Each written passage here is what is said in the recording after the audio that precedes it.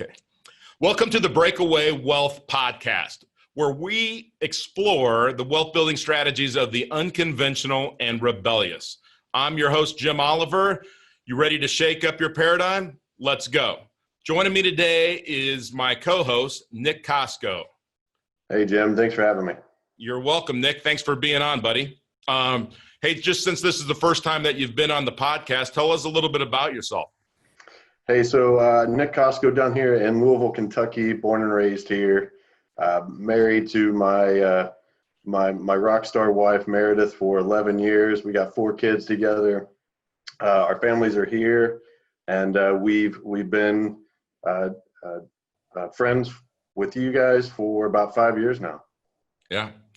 Yeah, it's been great. What were you doing before you started helping people learn about wealth building strategies and how to kind of break away from the pack? What were you doing? Tell me a little bit about what was happening. What kind of changed that mindset and flipped that switch? Yeah, so I didn't grow up in a house where we broke away very easily. So, when I was 30, so we're looking at 12 years ago, I got my dream job. I was flying a 747 around the world, in and out of war zones. I mean, I felt like I had the world in the palm of my hand, watching the sunrise over the Pacific with a cup of coffee in my hand. Life couldn't get any better. And then due to no fault of my own, about 8 years ago, I got laid off. And that coincided with my wife telling me she was pregnant with our first kid. We had stretched a little bit and some home stuff. And, we had to go through that pain, and when I got laid off, I went and got into the property and casualty insurance business, which treated me well. I had some level of success with it, but it did not move my needle very well. And I just was exploring, just trying to seek answers. I kept, we went through, it was lean times. My wife, I remember sitting on the side of my bed. I had tears in my eyes, and Meredith walks in and she says, "What's wrong?" I was like, "I don't know what we're going to do. I'm not going to go chase a flying job in Southeast Asia. I'm not going to be an absentee dad to our first kid." And she just looked at me and she goes, "We're going to be all right." I'm like, "Holy moly, okay, we're not on the same plane here, but I'm going to trust you." And she was right. We got through that time, and it took a couple of years, but my entrepreneurial senses were just on fire, trying to figure out what to do with money. We had saved cash, and then we were spending money just to survive. And I would see those dollars go out. I knew something was wrong. And then, a couple of years later, Becoming Your Own Banker came into my life. Nelson's book, Becoming Your Own Banker, came into my life. And I can easily say it's changed our lives. That's awesome. Adversity introduces a man to himself, or the way that we should say it is adversity introduces a person to themselves. I don't know who said that quote, but it's been a quote for 30 years or more that I've been reminding myself. And so when we have adversity, we have to make change. Tony Robbins says we're motivated by pain or pleasure. What's the stronger motivator? Yeah. Avoiding pain, right, is the stronger motivator. Absolutely. Now, talk about somebody who's overcome adversity. Our guest today, and I'm really excited to have this guy on because not only is he an inspiration, but also just his transformation physically, but also with wealth building strategies and breaking away from the herd is truly amazing. And Nick, I'm going to let you go ahead and introduce Javier to our audience. Well, as we prepared for this, I realized that we've known each other for over 20 years. We went to flight school together down in Florida, and a friendship was really supplanted when we realized we had this common desire to break away from the herd on all levels. And I just want to welcome our great friend, Javier Heredia, to the podcast. Welcome, Javi. Hey, Nick, thanks a lot. And Jim, it's an absolute pleasure and an honor to be invited to talk with you guys and share my story, share my journey, and just elaborate more on you guys have helped me and continue to help with my mindset and how I've kind of broken away from the herd. And it feels good. It feels really, really good. Yeah. And, I'll tell you what, we've known each other for about 4 years, not quite even 4 years, I don't think, but You've been I've been impressed with how you've changed that mindset and really broken away. But we gotta, all stories got to start in the beginning, right? So Right. that adversity and things that happened to you, let's go back to, you had a pretty severe accident. How many years ago? This happened in December of 2006, and I'll just take a few moments, kind of give you a brief synopsis of what happened. Yeah, tell us So what happened. Nick had mentioned prior to just introduction, I've known Nick since like maybe 1995, I think. We went to flight school together. So I've been a professional pilot. In an instant, I became a professional patient. And the way I describe it and kind of what happened is, imagine yourself, you're walking down the street, nice peaceful street, and you're walking hand in hand with your loved one. You come up to the edge of the street, step onto the crosswalk where you have the light is green and the cross signal is bright white, and it's over. You're struck from behind by a garbage truck. And my girlfriend was killed instantly. Sadly, I was dragged 20 feet down the street. I spent 7 weeks in an intensive care unit where I had my last rites read to me. And I remember having my last rites read to me. 4 of those weeks were in a coma, and I spent 4+ years in physical and mental recovery as well. I had to rebuild my life from ground zero, everything from learning how to breathe again, walk again, to being completely independent. And I'm back to being an airline pilot with this wealth of knowledge of stuff that happened to me. So Javi, you're just walking across the street. What was your girlfriend's name, by the way? Her name was Jessica. Jessica. And, our prayers go out to Jessica's family and her loved ones. And that's tough, man. And so the truck hit you and it dragged you too, right? Yeah, it struck me from behind. I didn't see it until it was beyond our peripheral. So it was behind us. Right. He turned right, struck us, and then it dragged me 20 feet. I remember all this. I still have memory of all this stuff. And even though I had injuries from head literally to toe, I have more metal in my body than the house that I'm in right now, with screws and rods and plates and filters and you name it. And I began to fight for my life at that very moment. So tell us, I don't want you to have to relive this, but tell us some of the injuries that you had, because, I think that when you've told this before and we've talked about this, I don't think people realize how bad a shape. I mean, like you said, you read your last rites. Yeah. They fully expected you to die. Your parents flew in to New York City, right? Somewhere in the New York City area. I mean, what injuries did you have? So the easiest way for me to describe it is I'm going to go from head to toe. So I had a skull fracture with a traumatic brain injury. I had a right eye laceration, so I almost lost my right eye. My entire jaw, all this is metal. This was over here. So I have plates and screws in my jaw. I had a trach to be able to learn how to breathe again. My shoulder blade was fractured. Multiple ribs were fractured. I had one lung that was contused, which is basically a very bad bruise. The other lung was totally punctured, so I couldn't really breathe. My spine, right where your belly button is, which is your thoracic 12 vertebrae, exploded. The way they describe it to me is imagine you put a ketchup packet on the floor and you stomp on one edge of it, is the compression and inflection. So it blew out the back. And I have 2 rods and 16 screws holding my spine together. I have 3 pins in my left femoral neck, which is as your femur comes up into your pelvis. That's kind of where the fracture happened. So there's 3 pins holding that in. And then there was a fracture on my left tibia, which is from my left knee to my left ankle. There's a rod straight through the bone with pins holding it on either end. And there's a plate and 4 pins in my right ankle because of a fracture in the right ankle. The bottom of the right foot was what they call degloved. So imagine just taking your glove off. Mm-hmm. So it's gone. And I have a partial amputation on my right foot. Okay. So, when I think of that, I think of, man, other than being alive, you couldn't have been more broken physically than you were. Correct. So, because I think part of that physical recovery is what I've seen in your financial recovery, and we'll get there. But tell me about that physical recovery. Like, tell me what you remember, and then tell me like when like the tide started to turn. You started to break away physically from being really, really messed up to where you were building strength.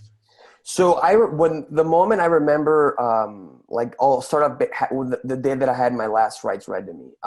And I know this because I asked later and they told me it was that Sunday afternoon, because my accident happened on a Friday night. And I remember in my mind, so imagine a totally black room, and I'm lying there and the spotlight is on me. And there was an individual hooded, with a small book, and he was just rocking back and forth, speaking in Latin, looking over me. And I'm just looking up at him, and I would say, "Who are you? And what are you doing?" And I kept repeating it. No answer, no answer. They kept reading and reading and just rocking back and forth, reading in Latin. And I asked this image, I said, "Who are you?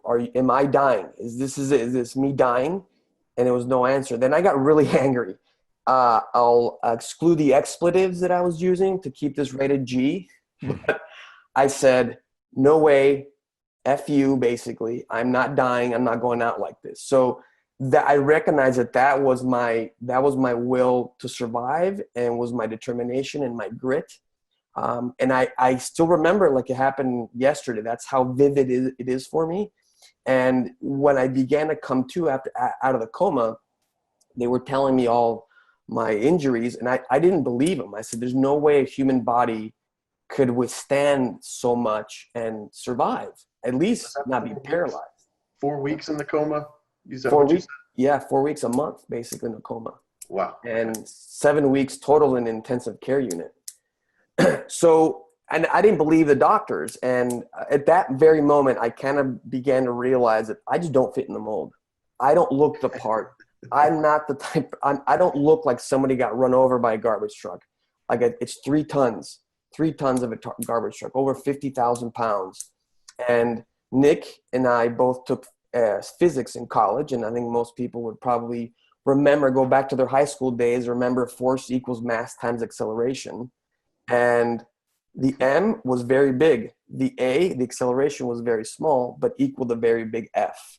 Yeah. And it demolished me. And I recognized then that I just did not fit in their little box of, this is what happened to you. I'm like, I don't fit. You need to have a lot of documentation to write down what happened to me. Yeah. So, your parents, they help you financially, they help you mentally, spiritually, everything recover, but they have to be away from their jobs and they have to use their assets. And you guys basically come out of this, not only you with no money, but your parents with really no money. Correct. Right? This is everything that broke you physically, right, that you're starting to rebuild. But then you realize as you're starting to get better and you're just starting to, like you said, learn to breathe, learn to walk, all these things, you went, "Oh my gosh, I'm broke," basically. Yeah. Even though I had insurance, I was a professional airline pilot, I had medical insurance, and I quickly realized that I watched too much television and I was watching Law and Order, and that's not how it works. Insurance, I'm glad I had it, but it was basically only a coupon for stuff. They never paid, the insurance company never paid for my ambulance from where they scooped me up off the street and where I went to the hospital. According to them, I didn't need it. So that's just one of many examples of what they didn't pay. Wow. So my insurance kicks in, then I'm paying out of pocket, but I had no residual. I had no other business. I was an airline pilot, and that was my sole source income. And my parents had retired. My dad actually had his retirement stolen from an airline in Mexico back in like 1988 or 1990. So he was, they moved to the U.S. and he was laid off in 2003. So they just had a lot of savings. Yeah. Their money mindset was save, and that's fine.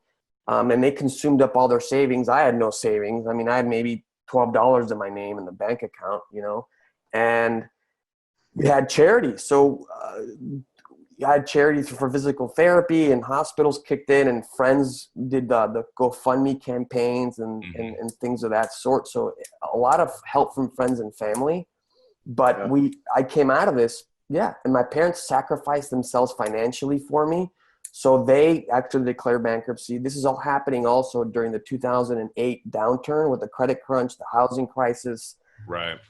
It was complete devastation and financial chaos for everybody. And I'm in the middle of all this, and then we end up being homeless because the bank foreclosed on my parents' home too. Wow. Yeah. The banks, as Nelson said last week, the banks are evil. Yeah. Yeah. So you, obviously, you either the trash truck company, gave you a settlement or offered you a settlement, or you sued them, and you got a payout, right?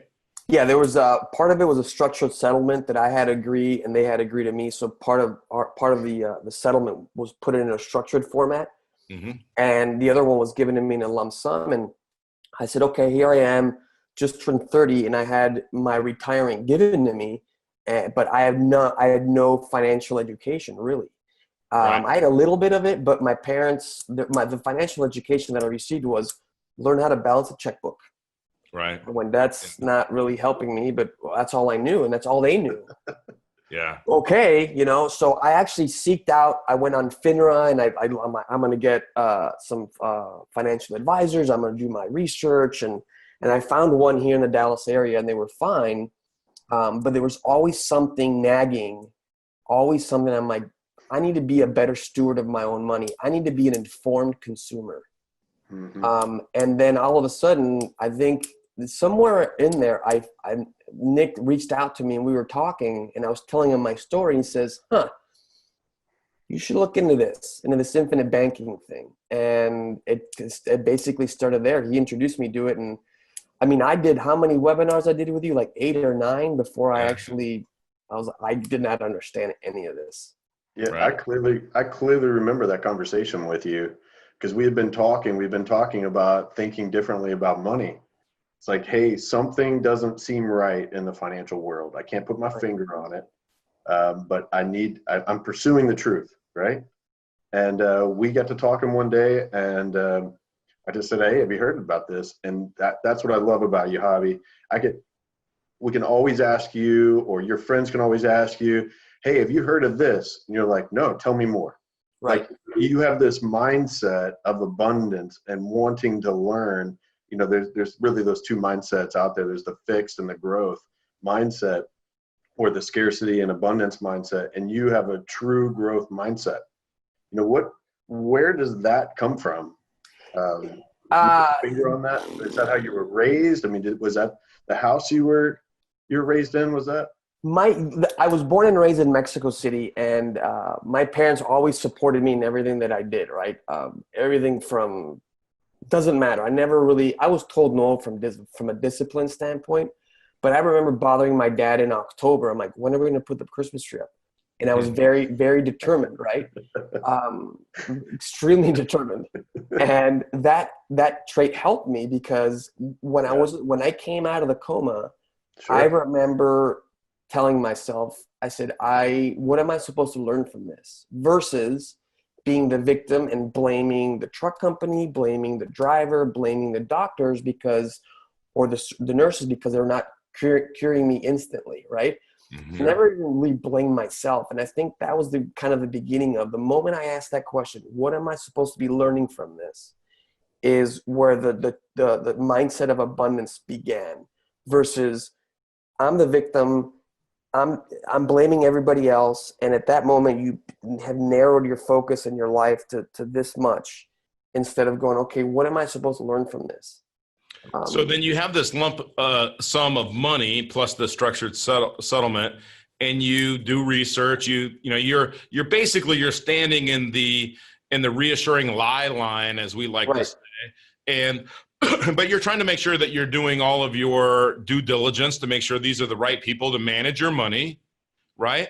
But you're a participatory guy, right? And so when I first met you, there seemed like, hey, you knew that, hey, I can't recreate this money, but having somebody else just manage it and hope for the best, that just didn't seem like the strategy for your personality and the type of person you are. You know, in that conversation with Nick, I know was pivotal to changing that. So tell people, okay, so, you know, once that you decided I'm getting out of that line for the reassuring lie, right? And getting over in the inconvenient truth line, which means I'm in charge. I'm going to take charge of my money and my prosperity. Tell us about like that journey that you have and are having with that. Great question, because that it leads into, I was in that reassuring lie line, and you feel comfortable because you look around and everybody's there with you, going, "Okay, cool, I'm fine."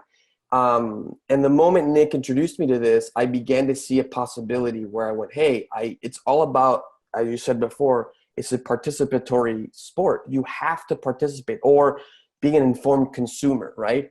Mm-hmm. And I had my money with the financial advisors, and Nick actually had a conversation with one of them. And I was listening in, and they were very opposed to all this. And then I recognized the reason why is because I was literally taking money away from them. Yep. and controlling it 100%. And they weren't making a fee off of it, which I was essentially taking food off of their table. So right. Obviously they're going to say, no, this should not do this. This is weird.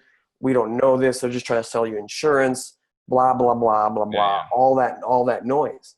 But I was like, I trust Nick. They've given me the information. I spoke to you many times. We did the webinars, and you all never said, do this, and that's it. You know, I remember Nick telling me, he's like, listen, you do this, cool. You don't do this, I'm going to go out and eat a sandwich.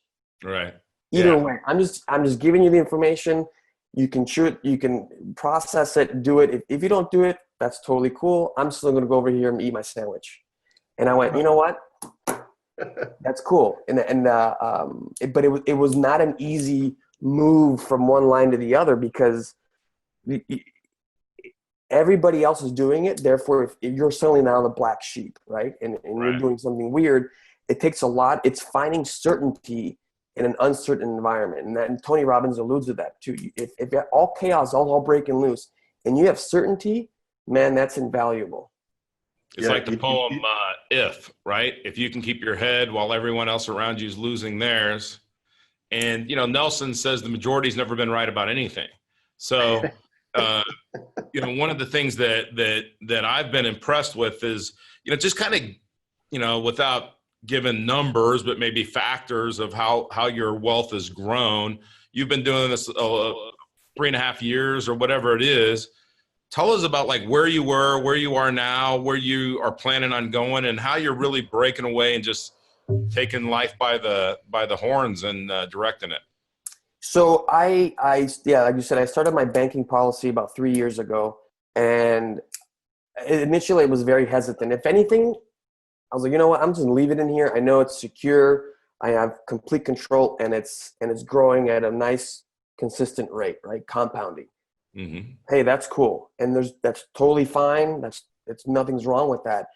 But then I was talking to Nick. I said, well, how are you going to put your money to work? I was like, I don't know. So that I began at a very small scale. I began to say, okay, what if I charge everything on my credit card to get the reward points, right? And at the end of the month, let's say hypothetically, just random numbers, all my expenses go on $3,000 a month. I charge my credit card. I get, you know, X amount of points. But I'm going to call my insurance company and say, hey, can I borrow $3,000? And they're going to say, sure. They're going to send it over, and it landed in my bank account. I went, okay, I'll use that money to pay the credit card. And the dollars that I have in my checking and savings account, that was going to go to the insurance, to the credit card company. I was like, I'll just pay myself back. Right. Whatever interest that I want. And I went, oh. And then I did it the first month, then the second, then the third, and then the fourth. And I went, I'm going to start to take out bigger loans and amortize it out. And I began to get more comfortable. And probably the best time that it all kind of really hit me, no pun intended, because I was struck by a garbage truck, but it hit me like a truck, right? Yeah. I'm glad I can joke about this, is I'm driving in my new car that I bought, I bought with none of my own money, and I'm not even paying for it. And let me explain how that works. So I took out a loan for my insurance policy for X amount of money. I think it was, I can't remember what the car was worth, but I was able to negotiate a really good price because I came in with cash. Yep. So then I amortized that. I said, okay, I went to a regular calculator. I just got my cell phone now, and I got a regular amortized calculator. And I said, I'm going to amortize it over 5 years, and the payment's going to be about $380 to $400 a month. I said, okay. But the cool thing is that I had a rental property that was giving me a cash flow of about $480 to $500 a month. Mm-hmm. I said, I'll just have that asset pay for the car. So technically I'm not paying for it, and I'm not even using my own money. Right. So I'm driving the car, and I called Nick, and I'm giggling in the car. And every time I drive my car, I just laugh because you're using the power of finance and your knowledge in my banking system and having complete control over everything. And it's such a good feeling that you now have control. You know the players in the game, you know what's going on. But you try to explain it to people, and they just look at you. They slowly kind of back away, right? Yeah. And they're like, "What are you doing? That's illegal." I'm like, right, yeah. Well, if it is, just come visit me in jail and just bring me some cookies because I don't, it's not. It's just taking control of your own finances. Right. Well, you've even taken that to your pizza place and used it there, and you had to spend some time explaining this to your business partner a little bit. Yeah. So we started. I was offered to start a restaurant, Social Pie here in Dallas. It's our website, socialpie.kitchen. It's here in the DFW area, right by Love Field. It's great pizza. Hey, by the way, Javi, if somebody is listening to this podcast and they come in, can we give them a freebie? Maybe the first beers on Javi or on Jim? Yeah. Absolutely. Put it on my tab. The first, if you live in Dallas and you haven't tried this pizza, by the way, I've had it, and I'm a pizza expert. I'm not Italian, but trust me, I should be. This is great pizza, and if you go in, the first beer is on Create Tailwind. How's that? Perfect. That sounds great. I'll tell our staff to be aware of it. But yeah, the website's socialpie.kitchen. And we've had it now for 2 years. We broke even our first year, which is a great feat in and of itself. And then we're scheduled to have a decent profit the next year. But I remember talking to you and Jim that it's imperative that from a business standpoint that I insure my business partner. And it took him, how long did it take him, Nick? Like 9 months or 10 months to actually get scheduled the physical? Yeah, it was a long time. Yeah, because he said, I can't be insured. I'm 65. I have two knee replacements. He said, let me worry about that. I'm going to pay for the policy.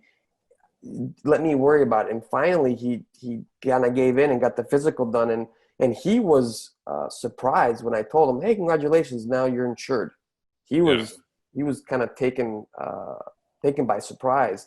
But we've used that to regulate the cash flow for the business. So every year we got to pay taxes, we got to pay insurance or licenses or whatever for the restaurant. So we'll just borrow from my policy, and it won't affect our monthly cash flow. And then we can pay it back at a predetermined schedule. And it's very flexible. If one month our cash flows are lower than the other, we can forego paying ourselves back for that month, get back to where we need, and then continue going. So it creates that sustainability and that continued just level field when it comes to the business, or the peaks and the valleys of the cash flows and stuff. So it helps. So Javi, before somebody was, quote, managing your money, and their job is to babysit your money, make sure that they hold on to it. It's really not to make you money, right? Which is what you wanted them to do, is make you money. But they're just saying, hey, I just got to hold on to this money and keep you happy, and that's all I got to do. And so then you took control of that. They didn't like that.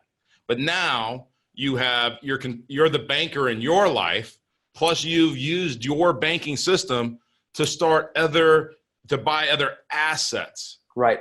Social Pie is an asset. It's not a financial instrument. Correct. Right? And business owners and entrepreneurs like yourself, they don't want financial instruments. They want assets. Correct.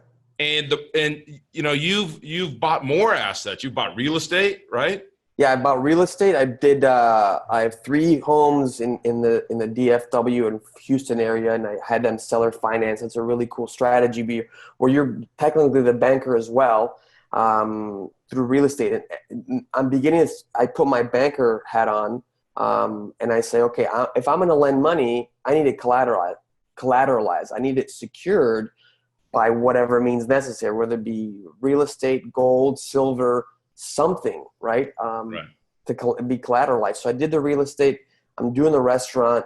I started a cryptocurrency mining as well with Divi Systems. So I'm doing that as well. And I'm always looking for new opportunities, always looking for other assets and partnering up with people that understand this mindset, that understand that it's important to be the banker.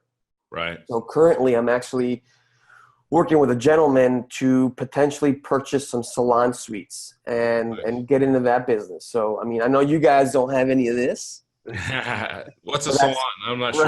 Right, that's totally okay. But I went, okay, how can I put my money to work that's secure? It's going to give me that asset. So I'll lend from my banking system to the business with an agreement and a payment schedule to pay myself back. And once it's paid back, then I'm still controlling the asset over here. I still have the asset providing me cash flow that goes into my banking system, not into somebody else's. Yeah, I mean, I think that Nick, the one thing that I've seen is what Javi's talking about is controlling his money. Yeah, absolutely. You nothing ever leaves. I listened to you. You got this great story, and I just want to really give your parents some recognition here, because Jim and I had the honor to sit down and have dinner with them a year ago down in Dallas, and I told you this yesterday, but when I met them, you made sense. That's right. Yeah. Your parents are such different people from each other, but they're so compassionate. They've got such a zest for life. Like, while they didn't teach you this about money, they taught you about abundance and having a zest for life and never quitting. And that part's awesome. And, this, what you've gone through has touched many lives without a doubt, but your decision to break away financially has impacted your parents as well. And you called me, I want to say it was about 6 months ago, and you were emotional telling me the story about your mom and the dentist. Will you share that with us? Yeah, sure. So I thank you for those words for my mom, my dad. I'll make sure I pass them along. They're actually on a cruise right now that I sent them on a cruise with my banking system. So that's kind of leads awesome. perfectly. Yeah, they get back tomorrow. Yeah, a few months ago, my mom went to the dentist and she had just had her x-rays, and I guess she's having bone loss in her jaw. And the oral surgeon was very, very concerned. And my parents, they didn't have any insurance for a long time. I think they're now on Medicare and Medicaid because they don't have any income. I support them 100%. So my airline paycheck is directly sent over to them. So I don't see a dollar technically of my income from a pilot. They use it goes back into the banking system, so they're very connected with the whole banking system, or our family bank. Yeah. And the bill came in. They said, listen, this is obviously, here we go, the insurance doesn't cover it, it's an elective procedure, the whole shebang, right? The whole song and dance. So they said it's going to be over $5,000 to have this surgery to put bone grafts into her jaw. So I said, Mom, don't worry about it. We'll just take a loan from the bank, our family bank, and we'll pay it back over the next year. Yeah, about a year.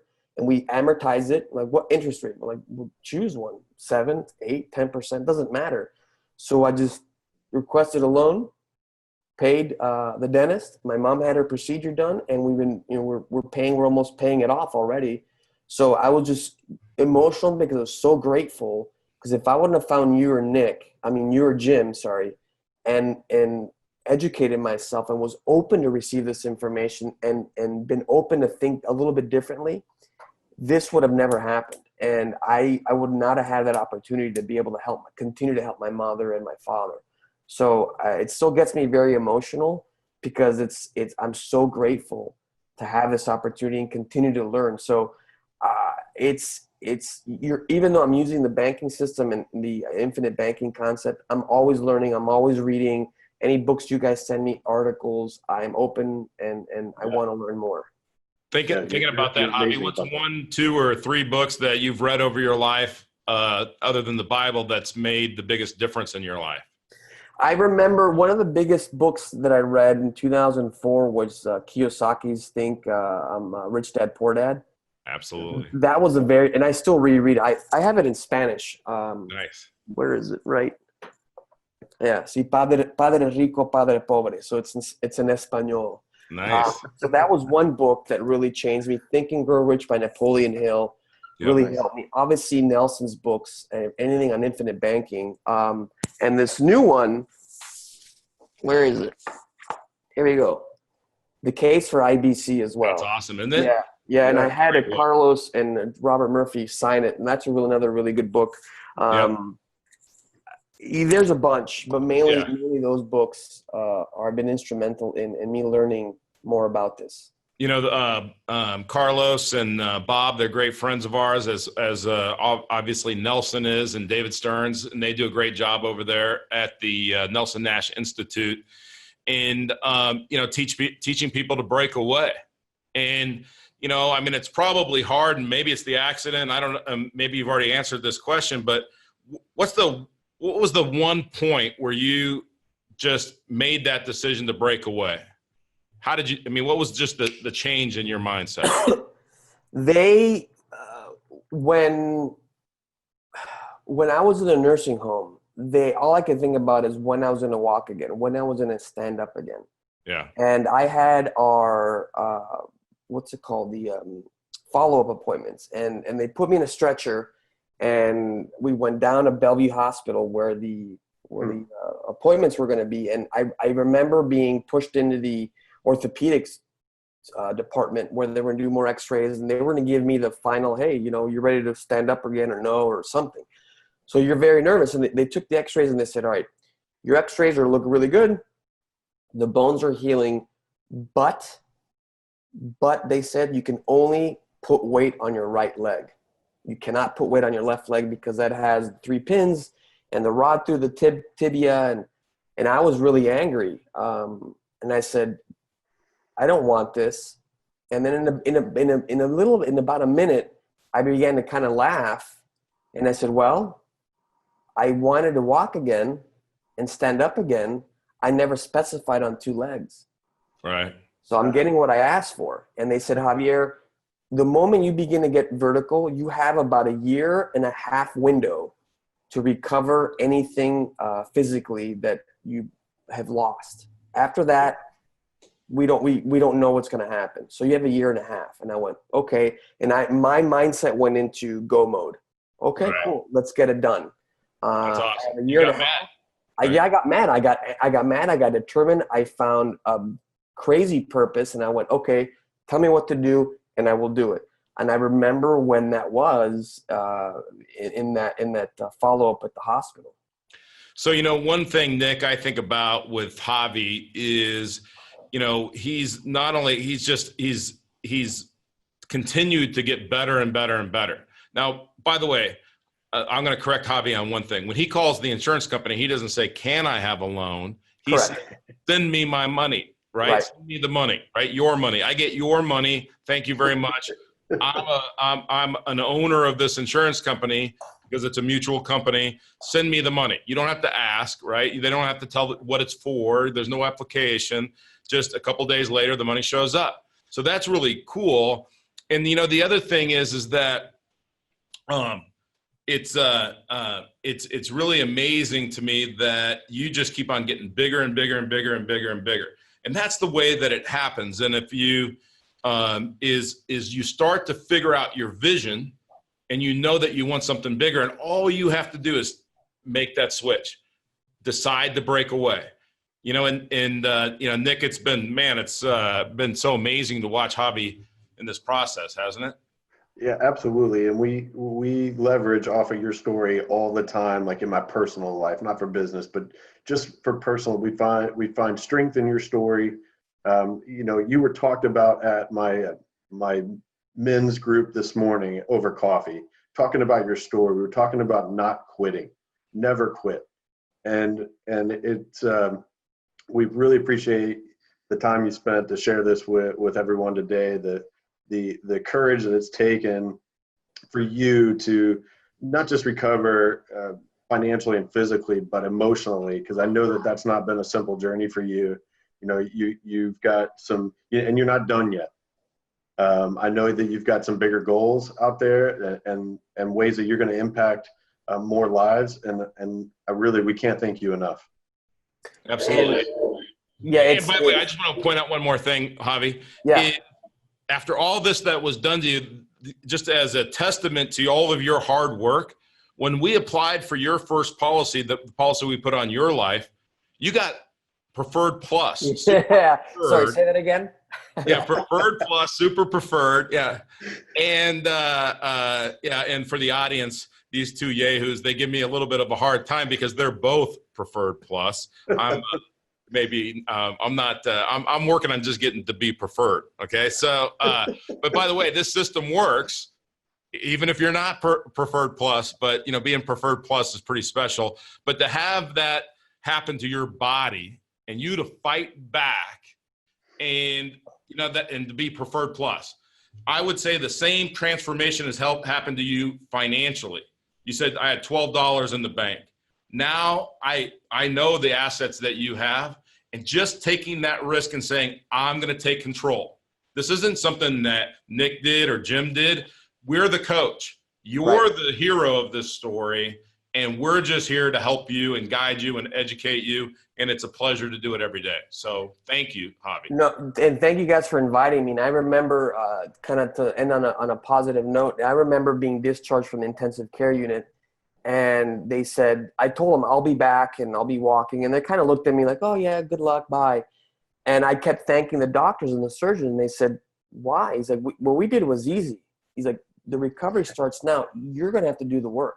We put you together like Humpty Dumpty, but you're going to have to do the work. And with you guys as coaches, you're just guiding me, but I'm the one that has to read the books. I'm the one that's got to do the effort. I'm the one that has to change my mindset and do the actual work. You guys are just there, hey, watch this, and setting the parameters and kind of guiding me, right? But people have to do the 5-second rule. If you've never read the book, the 5-second rule by Mel Robbins, it's 5, 4, 3, 2, 1, and do it. Because in 5 seconds, your mind you'll convince yourself not to do something. Go to your common sense corner. If this makes sense, explore it, learn more, and then make a decision. But explore it and learn about it. Yeah, absolutely.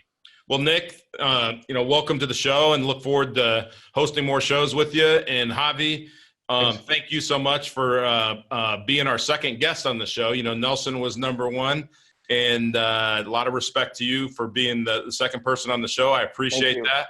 And I'm looking forward to the day that you come back to promote your new book that really details your journey, not only physically, because now your journey is getting bigger and bigger financially. So, to the audience, this is how you want to act. It's not about an insurance contract. It's about your behavior and your freedom. It's all about how you think. Yeah. And what Javi thought in that hospital room was failure is not an option. And what he's thought with his finances is I'm taking control and failure is not an option. So Javi, thank you very much. Thanks for being kind enough to spend your time with us today. And we look forward to successes in the future. Thank you, Jimmy. Thank you, Nick. I appreciate it. Have a great one. Thank you.